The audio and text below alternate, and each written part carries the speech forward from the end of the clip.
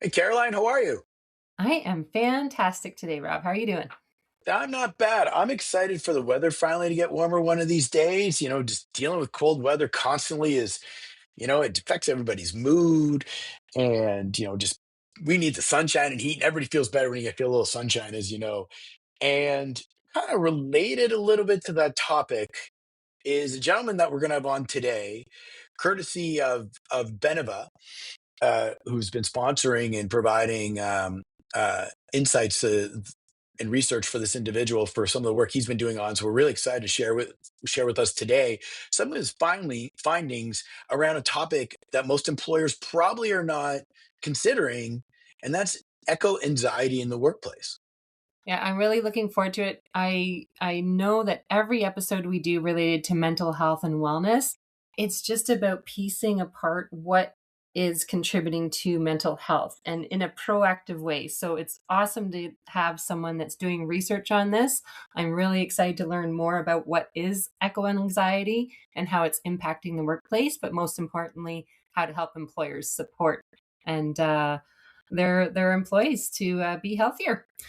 Let's bring in our research guest. Let's give a warm welcome to Simon Coulombe. He's the research chair in mental health, self-management and work, powered by Beneva at Université Laval. His designations PhD, UQAM, and professor of industrial relations at Laval University. Welcome, Simon. I want to also say this is very special. It's unique that we would have one of our providers that we work with at Benefits Alliance to make it possible to have a guest speaker. So thank you to Beneva for bringing Simon to us.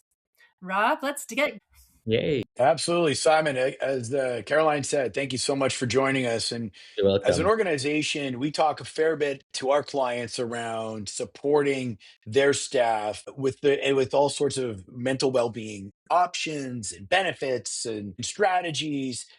But it's intriguing, from going to how we were just talking offline about how you got into this field specifically around echo anxiety in the workplace. So it's estimated now that I think it's close to 40% of Canadians suffer from some type of mental health anxiety, whether it's at work or from home, that, employers are looking for more ideas and strategies than ever.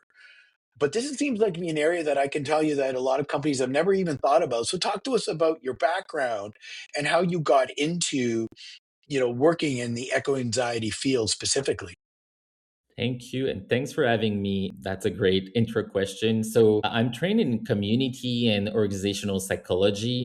I've always been interested in learning or studying what are the factors in people's living environment or working environment that can impede or promote their mental health and well-being. And actually, I've been working with, like you said, I've been working with Beneva for a few years as part of the leader of the research chair in mental health at work that we have at Laval that was powered by Beneva. And we've been working a lot over the last 5 years in doing surveys and research to kind of document or explore the different mental health problems and issues and also opportunities for improving mental health among different groups of Canadian workers. And we have consistently found that younger workers were experiencing more mental health issues. So people from 18 to 34-year-old, for example, were experiencing more issues. And last year, someone from Beneva came to me and said, Simon, I think we have another issue that we need to tackle. We should tackle the problem of eco-anxiety. And at first I was like, oh, what's the relationship between eco-anxiety and workplace mental health? And I knew eco-anxiety is related to mental health, but not necessarily workplaces. And then I looked at the research on eco-anxiety and I found that even if there's very little published research on eco-anxiety in the workplace specifically, in the existing research about eco-anxiety in general, we consistently find younger people face or report more eco-anxiety. Then I started connecting the dot. In all the research we've done in the workplace, it's the younger people who are facing more mental health issues. And the existing research on eco-anxiety, it's also the younger people facing more challenges. So is there a possibility that eco-anxiety is actually feeding into these mental health challenges that we've been finding in some of the other studies that we've done? So that's how it got us started in doing a big study that we did last year. Actually, we are launching the results now, but we collected the data in the last summer. So a big study with more than 2,000 respondents in order to get a sense of how, if we think about workers in Canada, how are they doing eco-anxiety wise, especially workers in SMEs, like small and medium-sized enterprises in Canada. Like, how are they doing? Are they experiencing a lot of eco-anxiety? What are factors related to more or less eco-anxiety, and what can be done or should be done about it? So this is so interesting. So Rob and I have spent, I don't know how many episodes, when we talk about, we're doing an episode on mental health and wellness. It's such a broad spectrum. And what I love is that every episode we can find kind of a really nice niche and relate it to helping employers today, like modernizing benefits, modernizing how they support the workforce. You've just hit on something here that sounds like there's very little research. So that's exciting for you. Yeah, yeah. And secondly, a real golden nugget here that can help, that younger generation. So I'm so curious because I'd want to hear a little bit more about exactly what eco anxiety is, but most importantly, how employers can recognize the early signs of eco anxiety in the workplace. If you can tell us a bit about that. Yeah, for sure. So eco-anxiety is, I mean, the definition is relatively simple in the end. It will sound scientific, but it's quite simple. Is it like often scientific people, we like complicating things. So now we keep it simple here. So eco-anxiety is basically an intense worry that's related to human caused climate change. So nothing more complicated than that.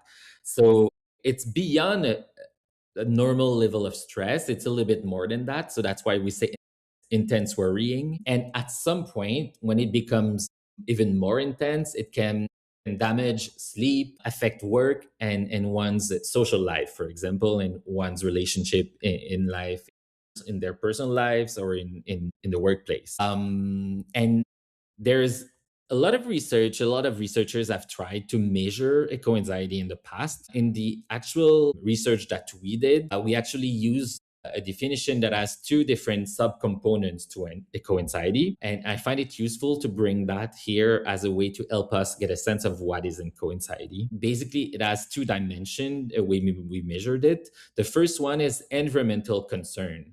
So it's basically to what extent, like, you have some recurring doubts and concerns popping in your mind about there's climate change coming, or fear that are impacting your thoughts and your cognitions popping up in your mind.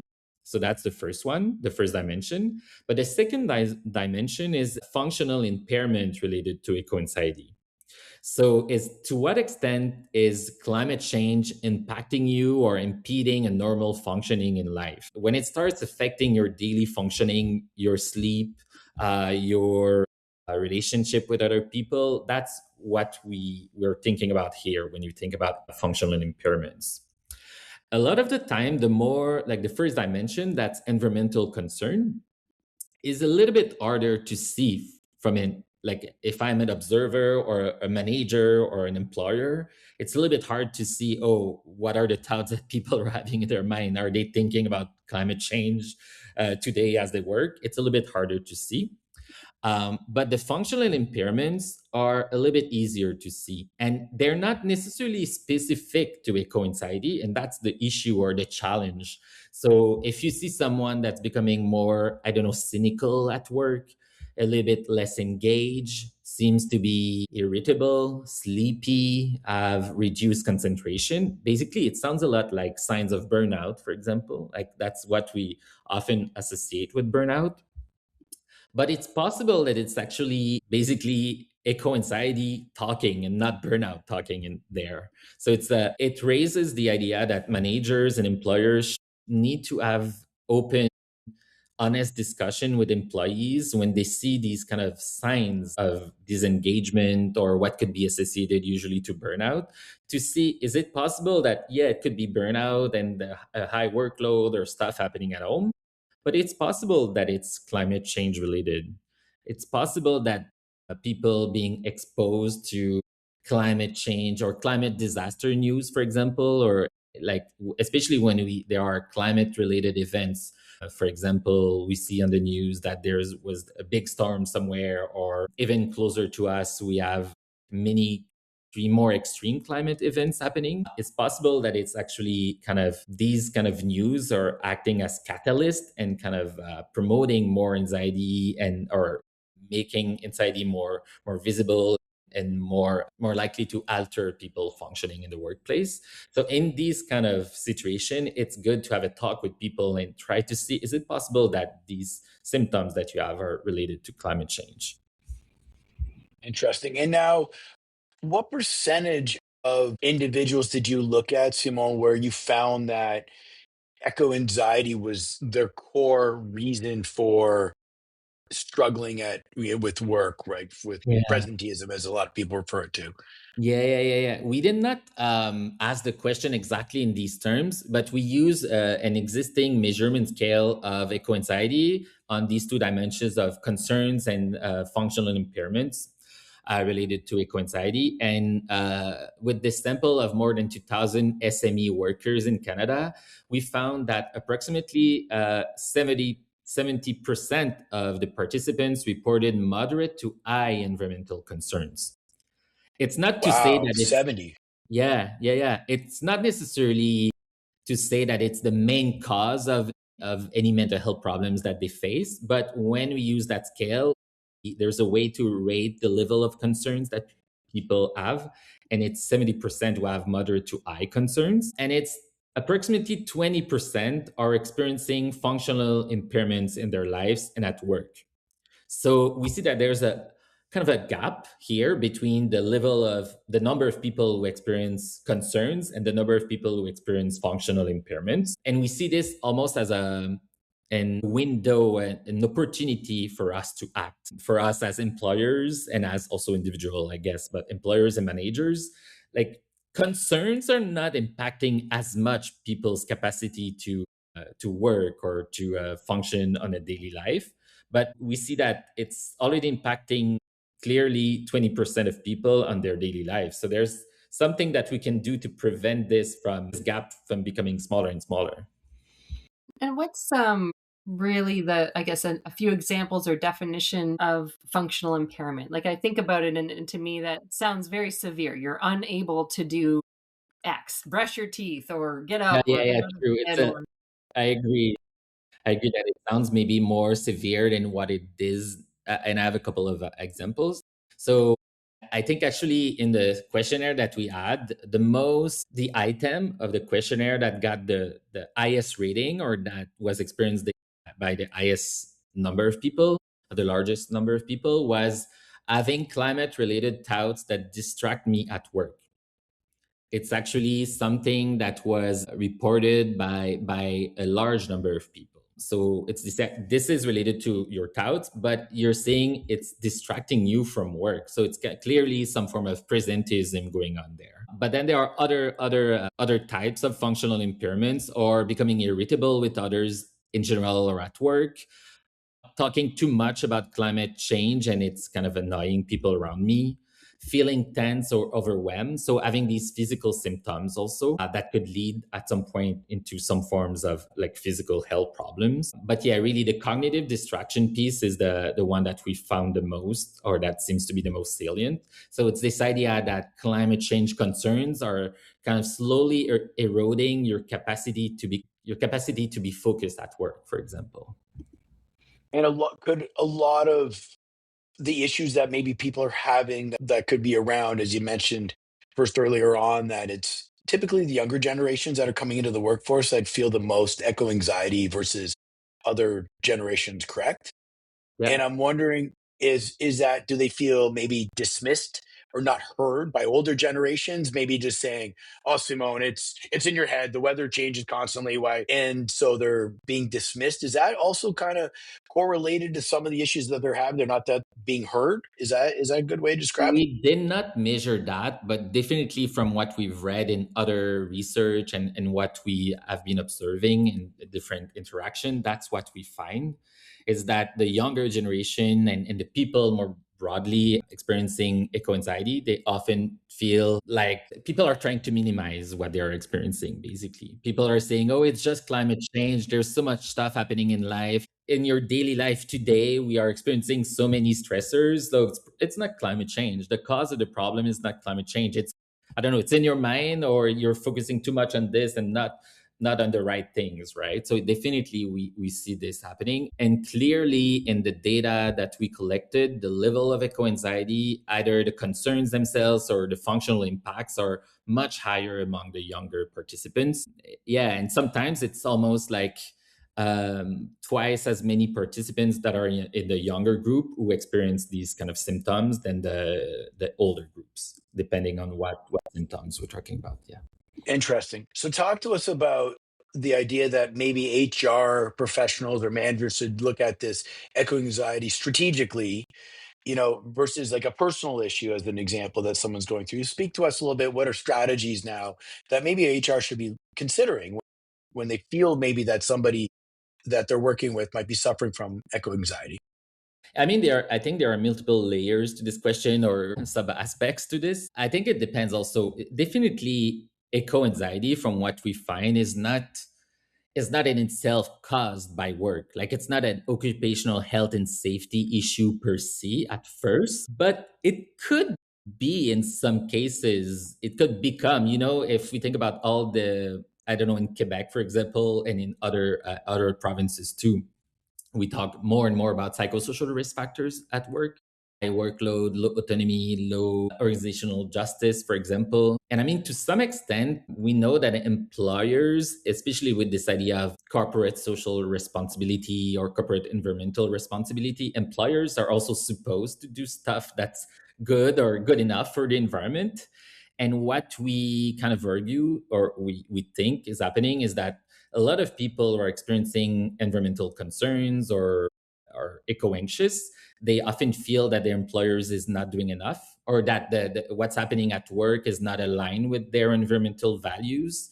So in some way, the environmental culture, like the organizational culture when it comes to the environment, if it's not strong enough or not good, can feed into eco anxiety. So there's part of what HR could do or an employer could do is kind of try to have clearer environmental strategies, like to align with the values of the younger generations or to make them feel that they are respected and that their concerns are legitimate. So in some way, there's definitely there's organizational issue happening here. We also think that in this, we found that there's a correlation between workload and eco anxiety.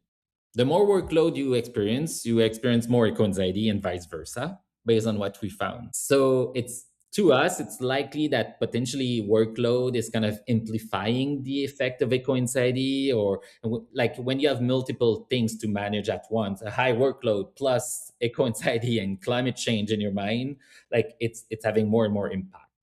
So what we think is like HR people need to do is to consider eco anxiety in a strategic way as they would consider other aspects. I know it's not going to become the first OHS thing to work on tomorrow, but I think it's one thing that should be considered.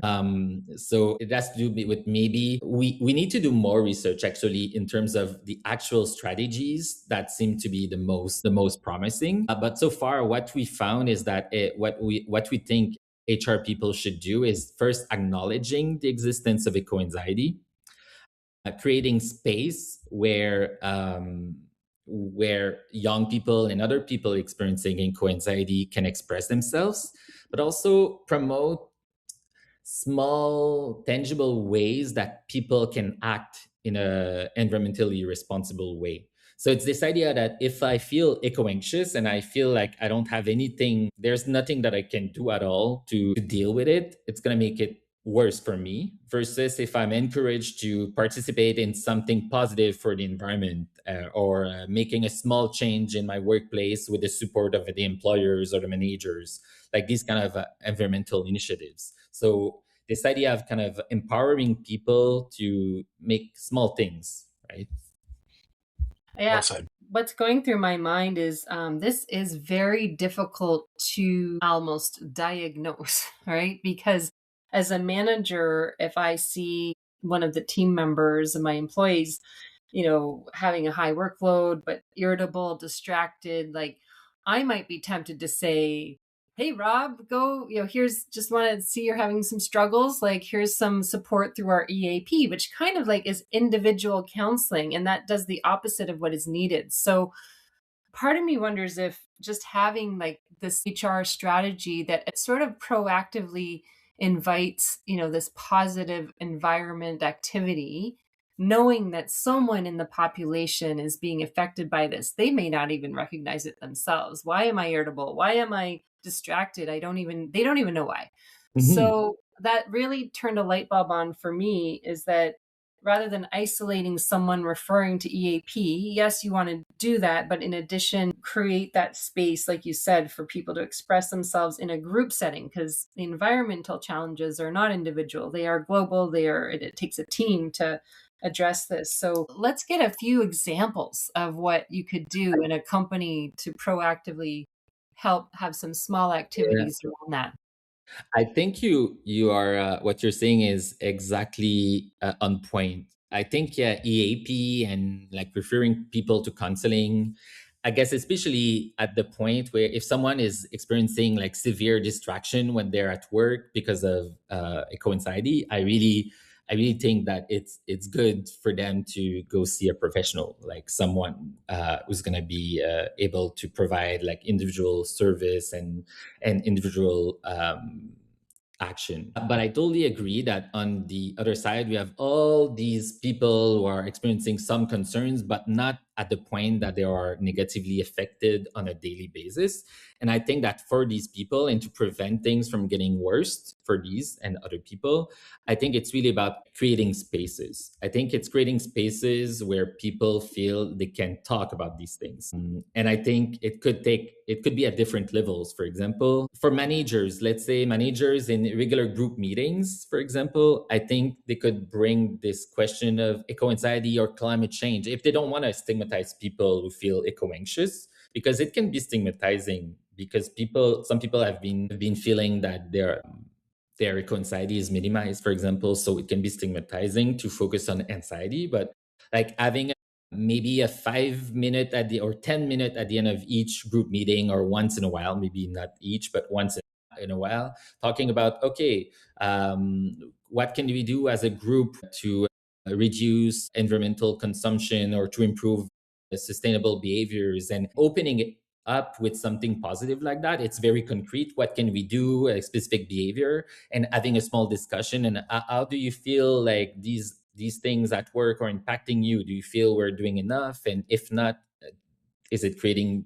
some concerns? So opening up like small discussions, I think, and in regular discussion, I think that's one thing that could be done. We also see, I think, a lot of different people in different organizations have access to an online portal or online web page when where is a lot of information about wellness and well-being or health. And so making eco-anxiety one topic in there, or one area where you can have resources and information, is another thing that could be done. Make it visible, basically, and normalize it in a way, like slowly normalizing it at different places.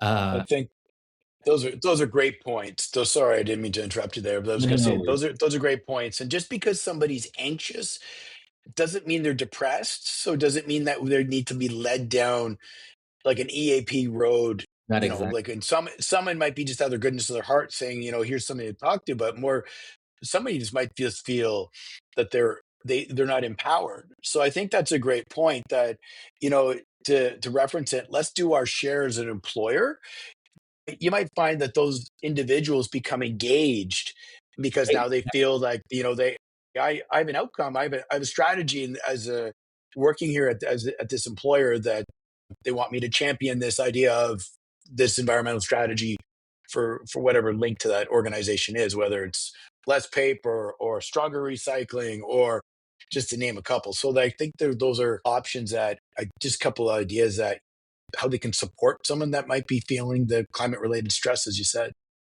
And also, we found that there's actually quite a high level of eco hope. So we have eco anxiety, but you also have eco emotions, like other types of emotion, eco frustration, eco blah, blah, blah. But there's one that's called eco hope. So what we find then is that eco-anxious people don't necessarily feel like there's no hope at all.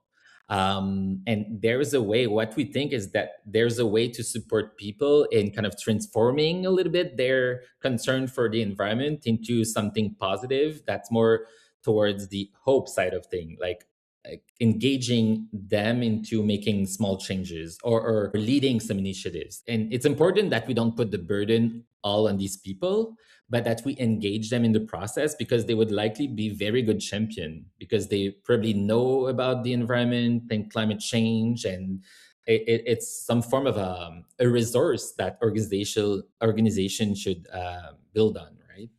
I'd be interested in your studies too. I don't know if you're this far along in the studies yet, but it'd be interesting to take a company that even simply stated that people like to be part of something that's positive, right? To say we're a company that cares. We don't have all the answers. Let's bring in some education, make sure we're current on what is possible, and then maybe drive out, something like an eco hope committee that they can do, and team building and all of that. But it's some you want to have that feeling like you're actually in control of doing something positive. So do you have any studies of, and I'm putting you on the spot, but do you have studies of kind of the before and the after companies that have tried implementing something and then seeing some of those results come back?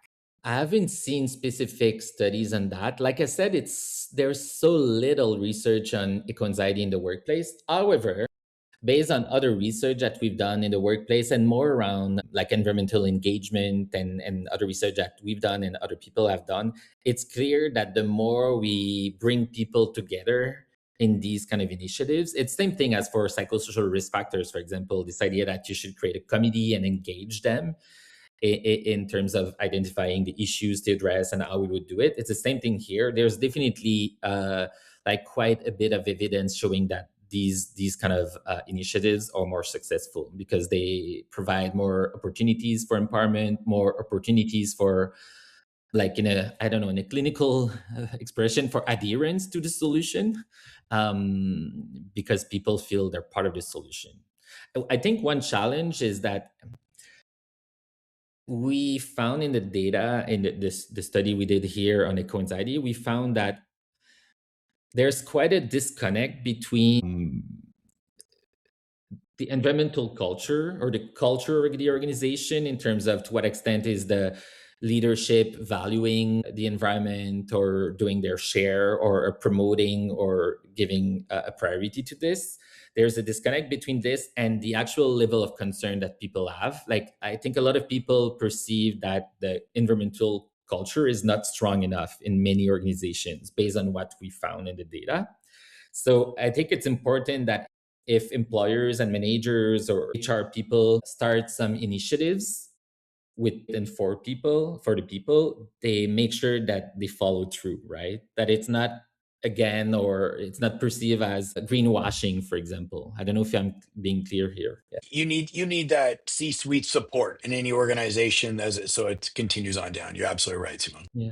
And one thing that I find the most interesting about all of this is when I've been working with many organizations over the last few years, I I know organizations are divided in departments, right? You have the HR departments. Sometimes you have the people that are more focused on occupational health and safety, the people that are more focused on well-being and initiatives or organizational development and blah, blah, blah. So it's very divided. And you have some people working on corporate social responsibility and environmental issues.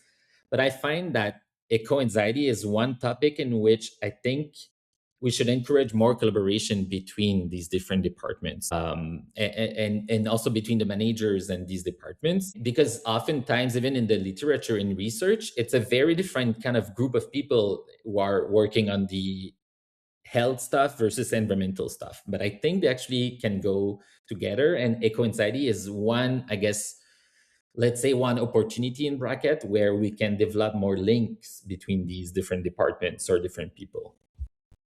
Well, I think the evidence you shared with having 70% of people having the moderate to high concerns, and then 20% functional impairment, I think it shows that leadership across all departments needs to come together and start something, and just be consistent and have that feeling of in control of doing something positive spread throughout.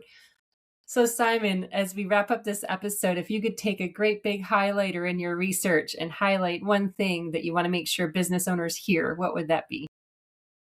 I think I'd say experiencing anxiety in response to climate change, environmental crisis is a normal and understandable reaction. And employers and managers should try to normalize this. And the next thing, kind of related to that, is that we need to start seeing eco anxiety as something that's also organizational and not only individual. So, because it has some individual and organizational factors interrelated in it, right? I think that's the great point, and especially now, as employers, the fastest growing demographic joining organizations is the younger generation, kind of Gen Z and beyond.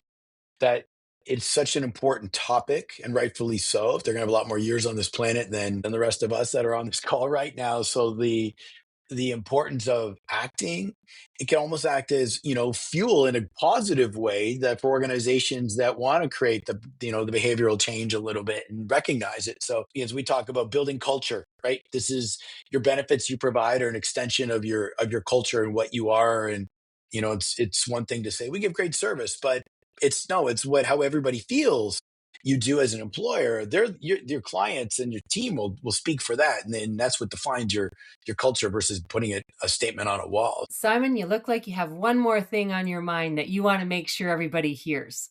Tell me. Yeah, I think there was one more key finding that I did not get the chance to discuss, is that actually, and it kind of support everything that we said, is that we found a correlation between eco-anxiety and some organizational outcome. So we found that the people experiencing more eco-anxiety, they experience more burnout, more presenteeism, lower performance, and have a higher intention to leave the organization. So that's why I'm saying that yes, it's individual, but it has organizational ramification, if I can say. And yeah, so and addressing eco-anxiety, engaging people facing higher level of eco-anxiety and everyone around these issues, it can actually prevent these negative things of turnout and lower engagement, but it can also maybe provide organizations with an edge, like some innovative ways of addressing climate change issues, and I think employers can also gain something in the end. Yeah. And proactive preventative often doesn't cost a lot of money, right? But on the other end, you're going to save on the other end of things. So, and this episode certainly reminds me once again how big the mental health and wellness space is. And the research that you're doing, powered by Beneva, is very forward thinking and really helping people get ahead of this research to understand it, to better support employees. So great work, Simon. And again, thanks to Beneva for the work that you're being enabled to do. So thank you for joining us today. And I definitely want to fast forward and see continued research results in a future episode. I'll stay in touch. That'd be great. That'd be great. Thank you, sir. Appreciate it. This has been the Benefits Alliance Voice. If you enjoyed this episode, please share it with your network and be sure to check out the podcast notes for any additional materials.